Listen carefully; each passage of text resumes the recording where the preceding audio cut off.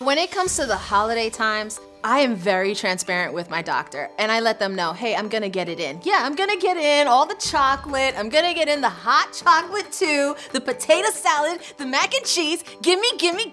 I'm gonna be honest and I'm not gonna deny myself of those things. I think you should just portion it, just make sure that you're doing things in a smart way. It's gotta be sensible.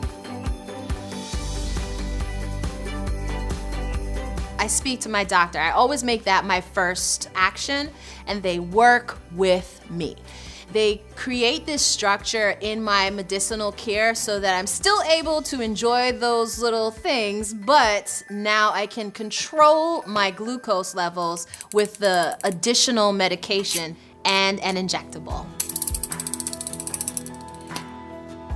Some of the things that I do so that I can participate in the holidays while having type 2 diabetes, don't judge me, but I'll walk in with a plate. Yeah, I walk in with my plate and my bowls and I can portion control on my own. So this is how you want your plate to look for the holidays. You have your greens, you have your little bit of starch and your carbs, and you're good to enjoy. When you are taking your time to eat and then after you finish your meal, you drink, that helps with digestion. Depending on where I'm going, just so I don't overeat, I'll make sure and I'll have a meal at home. And that could be something light like a soup or maybe a smoothie, depending on the season. If I'm at a family gathering and someone has made a multi-layer chocolate cake, come on, I know I can't.